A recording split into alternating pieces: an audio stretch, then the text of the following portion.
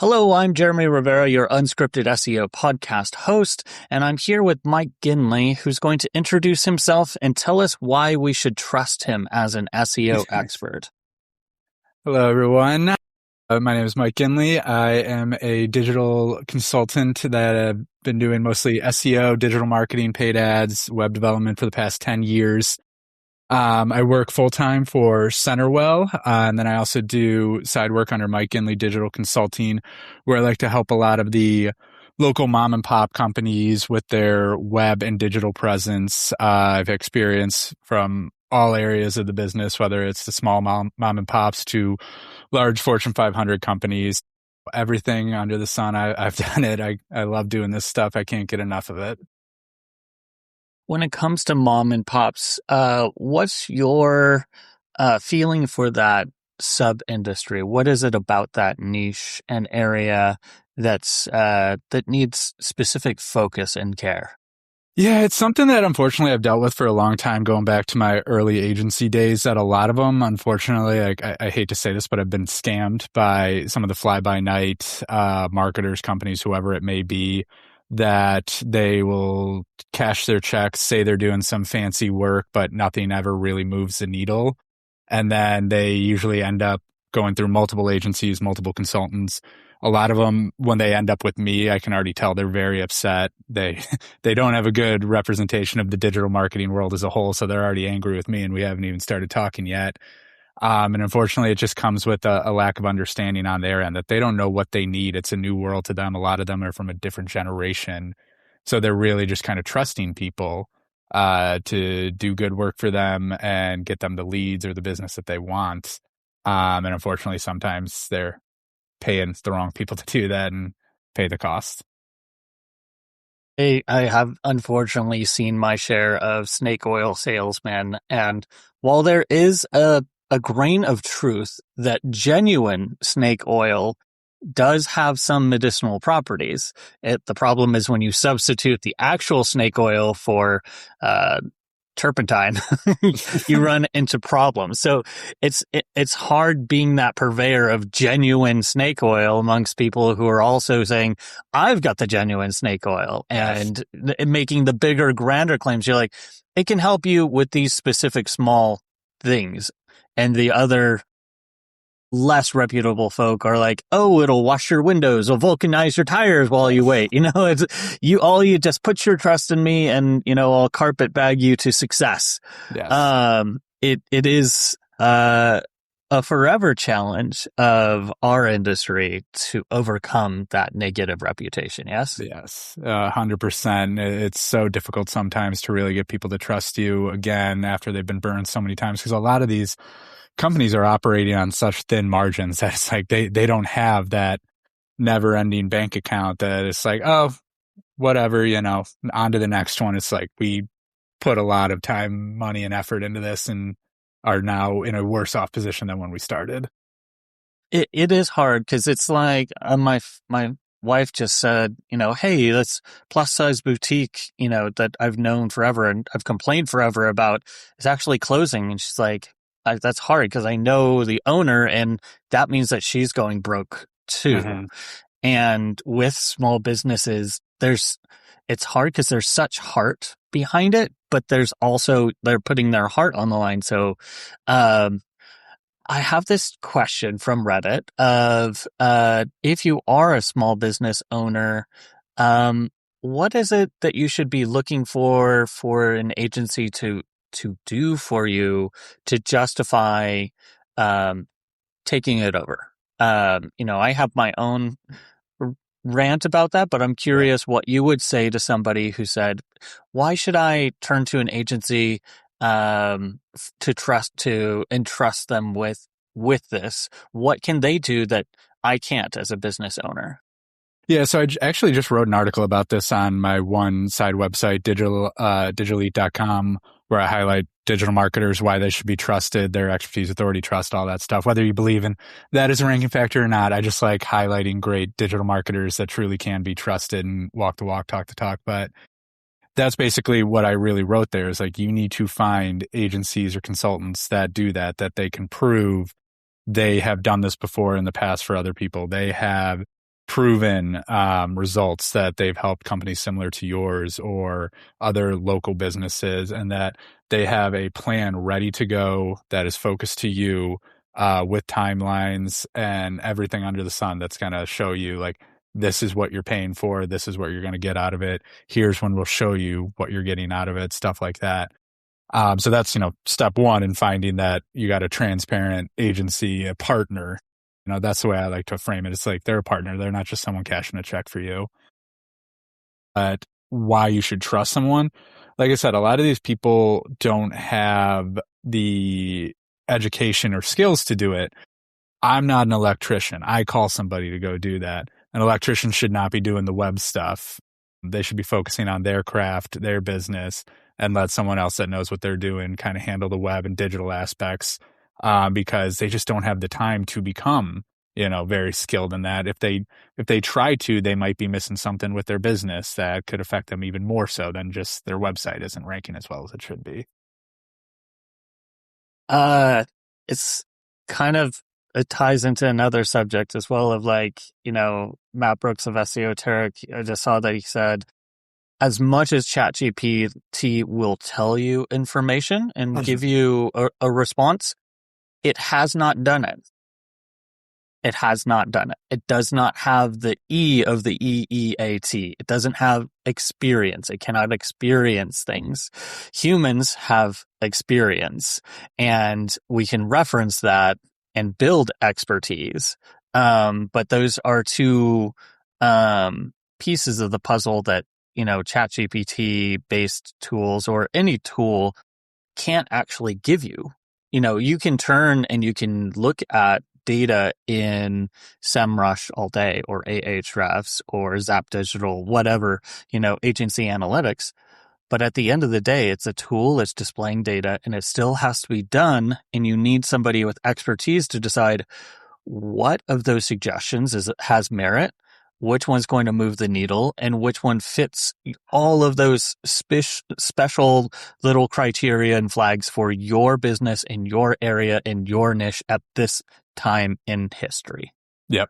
I absolutely love when people are coming with ideas, and like I do love when they come with ideas, but just being like, nah, that's not going to do it. Let's focus our time on, this part as opposed to this random thing that's looks pretty, is tangible, but it's just not going to move the needle like you want it to. And ultimately, I feel like that is what we do. We do the not pretty stuff, but it's the things that really work. But everyone's always looking for that silver bullet, big splash. I'm curious what's been your experience in connecting different channels of digital marketing in new and more interesting ways? Because that's kind of something that I think has really changed, since what I call of the end of the golden age of Google SEO, where all we needed to do is just reverse engineers Google's algorithm. Now we can benefit more from diversifying channels, working with affiliate marketing, whether that's a Digistore24 or Share a Sale or whatever, or, working more closely with the PPC teams, for those wins, working more closely with brand and email teams. If you listen to Morty Oberstein, and others, brand has value beyond just, oh, that's a logo. And brand is more than just a logo. So what's your experience in understanding SEO in the context of the bigger picture of digital marketing? Yeah, I think it all kind of comes into sort of building a base and then kind of continuing on with that building. So I always like to use SEO as the foundation. You got to set up your website so that it is discoverable in the old SEO 101 ways, that you got the right content. People can easily find you on Google, tell what you do, how to get in contact with you. 101's baseline, but then that was the olden days. That used to be enough. You could, look up on SEMrush, like some certain keywords and be like, oh, we want to rank better for this. Here's how we're going to change the content, get some links to that, and boom, traffic's coming in. Now, a lot of the local businesses I specifically see, like I could probably look out my door in the next hour and see one of these trucks driving by, a local plumber, that they are everywhere. They're on TikTok, Instagram, YouTube. they're sponsoring all the, you know, local 5Ks, Little League baseball teams. You got to be everywhere. That's easier said than done, obviously, but gone are the days of just focusing on one channel and it being enough. You really need to start kind of diversifying and making sure that you are able to have a presence in all these different channels, whether it's video, offline to online, whether it's, you know, print materials or sponsoring those races, things like that. But I know a lot of people that I work with, especially in the mom and pop, are kind of scared of the TikToks and the Instagrams. And I'm like, you need to be there because these younger local companies are going to come in and just dominate because that's where people are right now. It is interesting understanding and seeing the trends on the age scale of discovery process and seeing, you know, Instagram and TikTok are up there for the younger demographic. It's like 0% for boomers to like 20-ish% of, you know, use of TikTok is almost like a visual search engine, trying to discover information. It's hard for me as an SEO to let go of that desire to slap a URL on everything everywhere that I post every single time. What's your take on that process of kind of letting go and accepting, as what Rand Fishkin calls it, a zero-click universe? Yeah, and that's something that I need to get better with too, because it's like, wait, I can't track traffic to my website, like having a UTM on there and knowing exactly what happens after. So it's learning these new metrics that are coming into play with the zero click, understanding the AI overviews, ChatGPT, brand mentions as opposed to direct traffic to your website, understanding the kind of social listening metrics, or just understanding that impressions across your social channels can be just as beneficial sometimes in getting your name out there, getting that brand developed. So it's definitely a skill set that I need to learn and get better with and understand.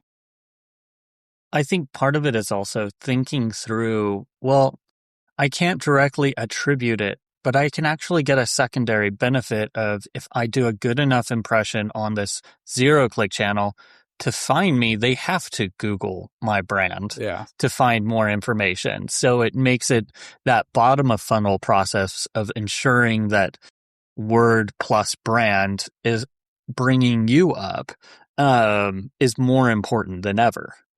Yeah, there's like in my mind, I keep thinking this and have yet to execute on it, but just thinking of whenever there's some big splash marketing campaigns that we do that are those zero click, understanding like put into Data Studio overlays like of this is when this started, that we're not expecting any clicks. Do we see any traction happening from the actual channels and website traffic from there?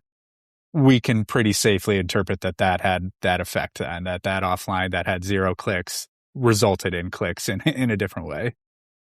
I find sometimes the best role of an SEO is just bringing awareness in a larger marketing context down to some fundamentals. I think a fantastic one that I heard at SEO Moz in on the West Coast. I forgot which one it was. Seattle.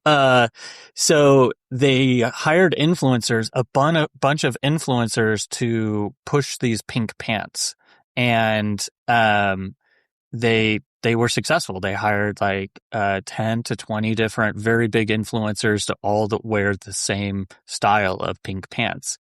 The problem was that they didn't coordinate with the e-commerce side, and they did not have the e-commerce store fully stocked with enough pink pants. So after the first day, their listing that was ranked number one showed out of stock, and they dropped off. And their competitor, who had similar pink pants, took home all of the money and benefit from the entire campaign, because the 1-to-1 was not matched up.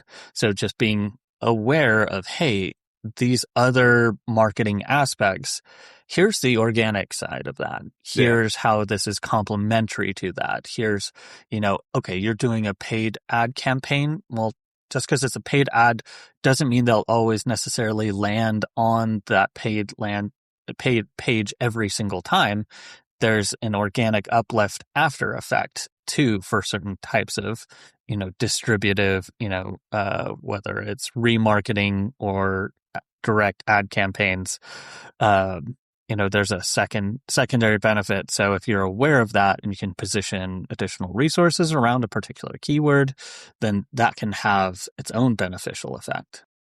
Yeah, and like you kind of said earlier with the supplemental aspects of being an SEO and having a hand in all the different channels, I do see SEOs as that kind of go-between, the quarterback of just, we know everything that's going on. I think I know me personally, just because I'm nosy, it fits very well with how I do my work, is that I like to know everything that's going on with our paid ads campaign with Google and Bing. I like to know everything that's going on with our social media, whether there's ad plays or just organic posting, but then also knowing closely with our web product team anything that's going to be going out soon, or do we have any issues that are like going to be affecting anything that's happening with the digital area. So a lot of the messages that I usually get are people kind of flowing through me for the different channels, and it's like, okay, actually I love that because it helps everything in the long run when everyone's kind of aware of what's going on, nothing's siloed off.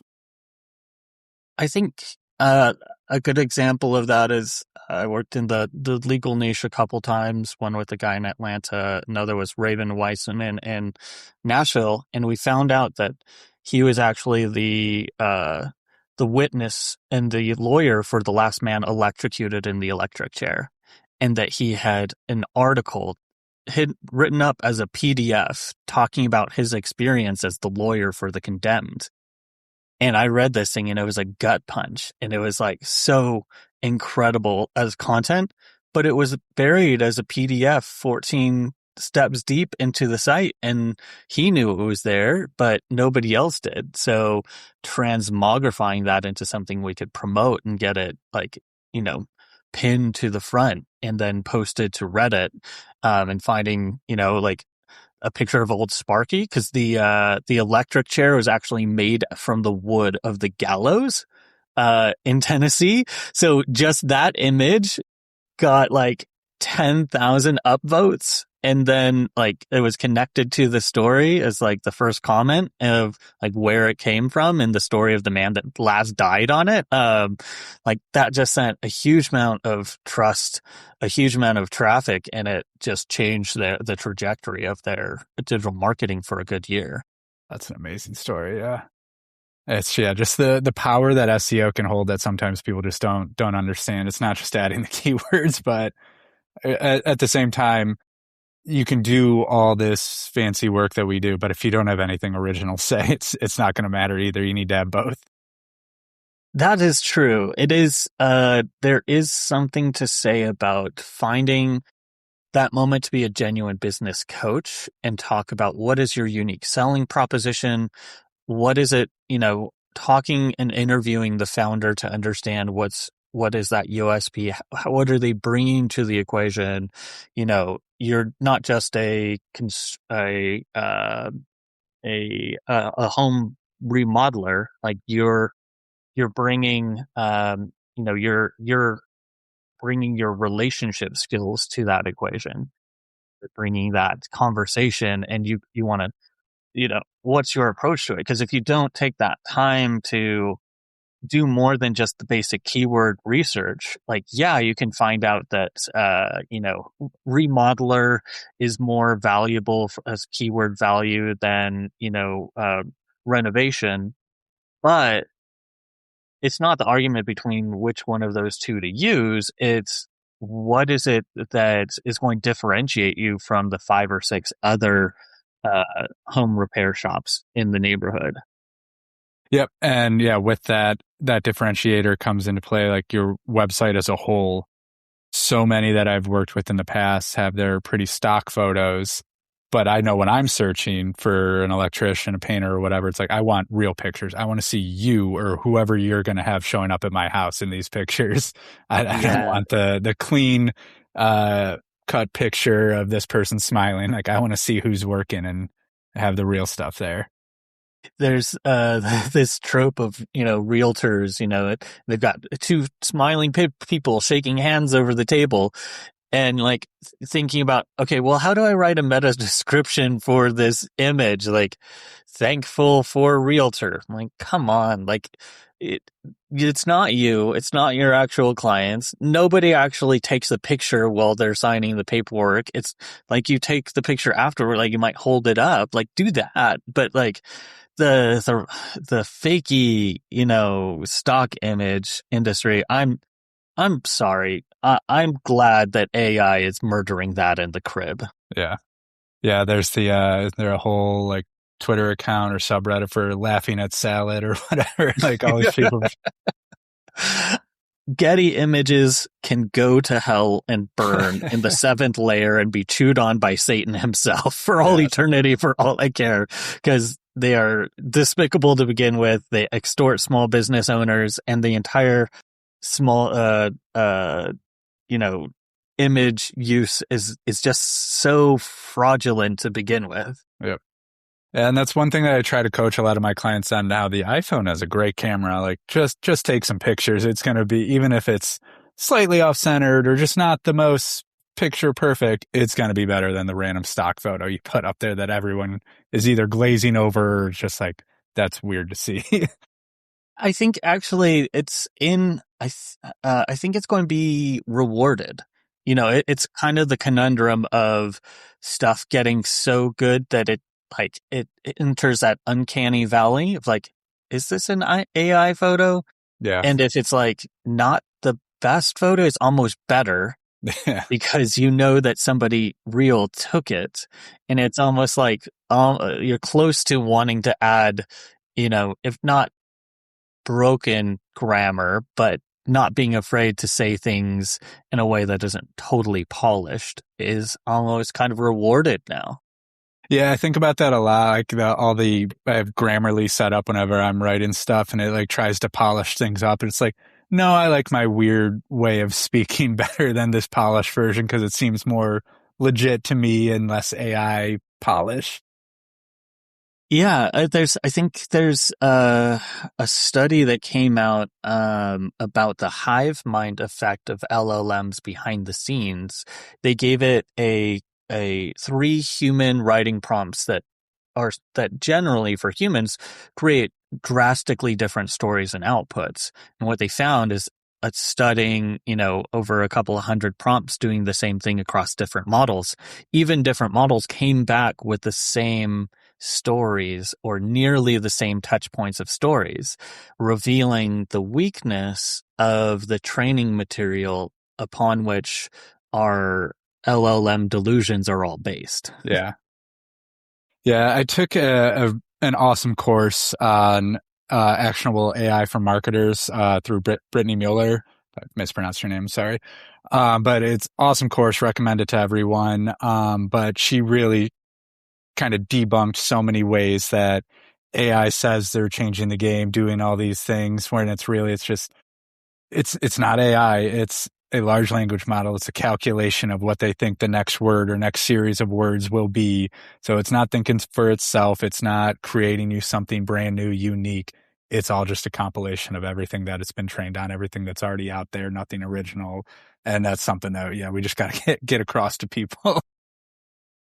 I came across that with my last guest. We were talking about the article by Wolfram Alpha, one of the original LLM pioneers, and he has a fantastic blog post that breaks down what is ChatGPT actually doing behind the scenes. What is the basis of these LLM tools that people so casually just throw out? Oh, it's an AI tool. Well, it's not. It's an LLM. And that's a language learning model, which has its strengths and has its weaknesses. And as time progresses in these models, they layer them deeper and deeper and add more complicated interfaces. And the implications are amazing and terrifying. But at the end of the day, it's math. Yeah, and so many people have shown how they can hack it, spoof it, do all these things by I guess the parasite SEO that we'll call it, putting things on trusted sources and tricking the large language models to say what it wants to, and terrifying, absolutely terrifying what that's going to be. I think one of the superpowers that's ignored, though, is, the ability to quickly take genuine human content and make it more easy to process. Like, I did an interview with the VP of a, precast concrete wall company, and using Claude, I was able to extract quotes and massage them because his context was, internal, not external, but the subject matter of what he said that he found mattered to the customers, uncovered a feature of these that, hey, people don't want these big expensive walls to be dug under. And we do that and people ask for it. But maybe if we put it on our site more, people would know, and they'd go with us more because they knew up front that you can't just dig under these. We put them deeper into the ground. Like, oh yeah, anti-dig technology couldn't be found in keyword research. If you looked up precast concrete walls, and I did, and used 3 or 4 different keyword research tools, there's no keyword research volume for it. But from his personal perspective, he knows of 10 deals, and that representing hundreds of thousands of dollars of business, and all of them asked for it in the sales process. So not everything is keyword research. Not everything is search volume, baby.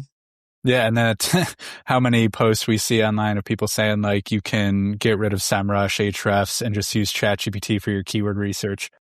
Go nuts. Well, our job will be much easier then. It's the appropriate usage of the tools at hand that, not thinking that any one tool is the end all be all. No tool is going to do the entire job. No. And that's really where I'm at right now a lot with my stuff. Like, I just built a internal linking agent that will give suggestions, confidence score based on the page library that I fed it, like extracted a bunch of stuff from the website so it can always reference based on the new content I'm showing it. Give me some internal linking suggestions. But I've seen a lot of people saying it's like, oh, I have one that will automatically add it for you through this WordPress plugin thing. I don't like that. I don't like it doing the work for me like that. Same with my content briefs. I use Notebook LM, feed it a ton of information based on the research I've done, keyword research, looking at the SERPs, looking at the chat GPT response, query fanouts.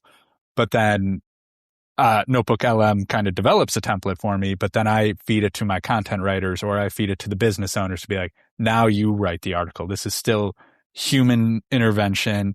I put this in so many of my articles, like the large language models, all these tools are great computers, but nothing's going to replace the computer between your ears. That should always be the main one you go with. Nick Eubanks, when I interviewed him, he said, we've got LLMs in the wrong part of the process.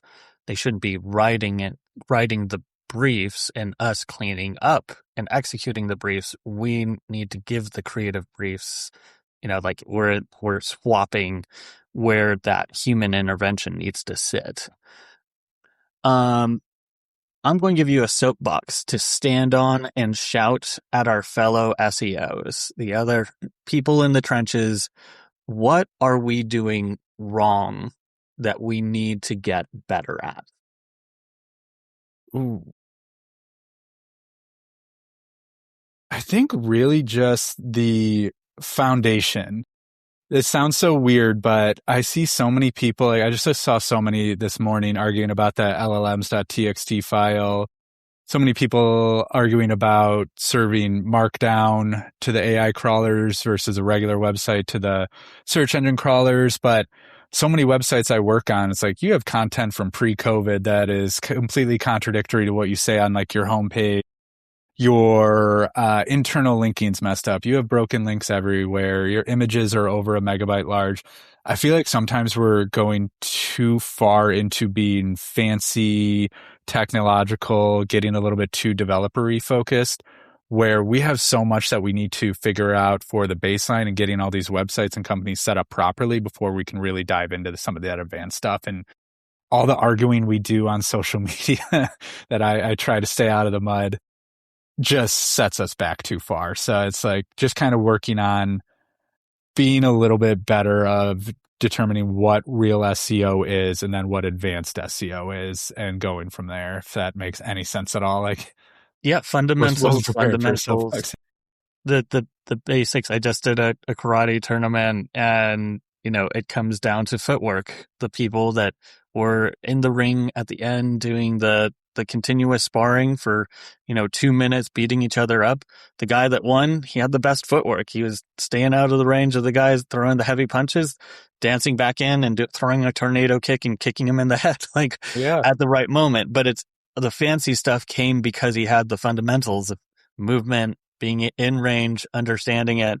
And I think, yeah, we get shiny object syndrome so bad. And I think there's just such a mint of to be made off of CEO's attention through like LinkedIn and others of Yeah. where does the CEO's focus go this season, that, we want to, punch back to the AI, AIEIO,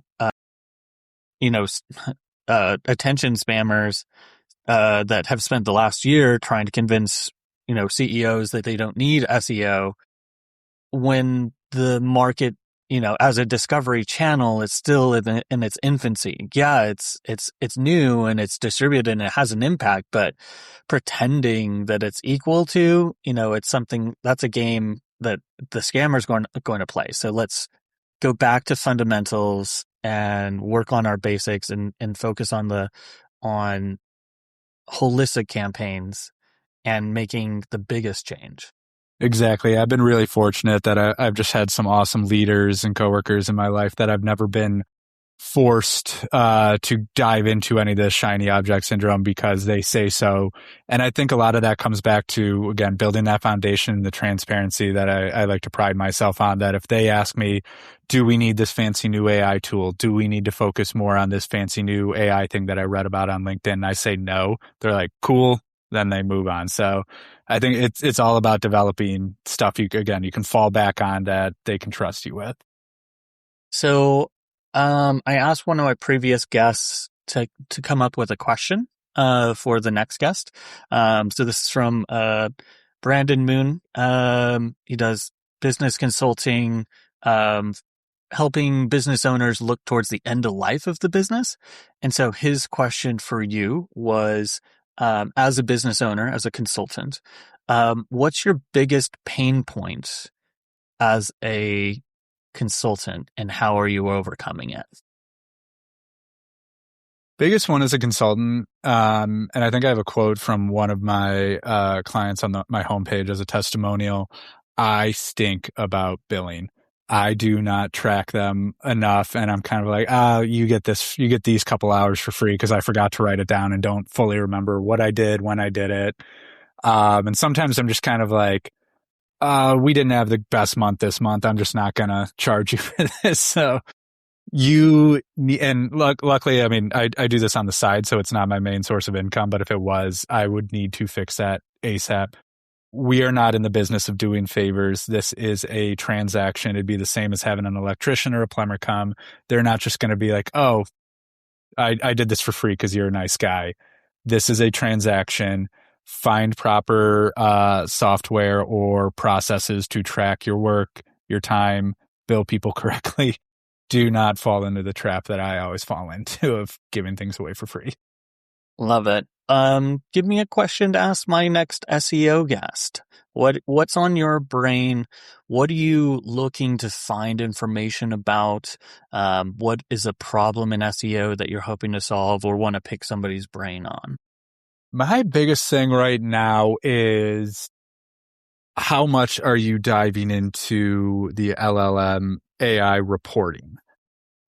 What tools are you using? How much do you care about it? Right now, zero for me. I have none of the AI tools. Like I have what comes out of the box with Ahrefs, but I do manual searches, see like, okay, we're consistently showing for these terms, little spreadsheet, but I'm not sold on any of these big tools that are thousands of dollars a month to track a never-ending list of long tail search terms that are searched once, maybe. So I'm just curious, what are people doing? Because on LinkedIn, everyone's buying it apparently, but I'm just not sold. I love it. I'll make sure to ping you with the answer of my next guest, see what their answer is. Give a shout out to where people can find you, find information about your day job as well as your side consulting. If you're doing anything interesting, published anything, I think you said you had an article out recently, so obviously publishing somewhere. So let the folk know where to find you. Yeah, so I'm mostly on LinkedIn, just under Mike Ginley. Then I have my personal website, mikeginley.com, where I just write a lot of my processes, how-tos, very transparent on there. I also have a side website, digital-eat.com, where I highlight digital marketers. Anyone can get a free profile. You're really just kind of highlighting who you are, what you do, past work, past results, things like that. Articles section is open to everybody on the site too, so you're always able to write anything you want there. I mean, yeah, I just wrote a new article there about how to properly hire an agency or a consultant. Just because, again, like we started this conversation, I've just seen so many people burned. I just wanted something that I could point people out to. Because I also just send people that article or just tell people, like, I don't have time for a freelance client right now, so here's what you should look for. Here's how you should go about finding one. Don't just hire the first person you see and start sending them money. Like, definitely do some research. Yeah, those are the main places to find me. On my Digital Lead profile, if anyone wants to look, you'll see a lot of the past work I've done, some of the results. I have a lot of those local clients listed there, like the two main ones I work with right now, an electrician in Chicago, Excel Electrical Technologies, and then a window company, Welsh Windows Plus, are my two main ones that I play around a lot with, that I'm kind of testing new strategies to improve local SEO and just having a ton of fun doing that stuff. And that's where I post a lot of their information of what I've been doing, and some of the results there as well. Fantastic. Thanks for stopping by. Thank you for having me. This was fun.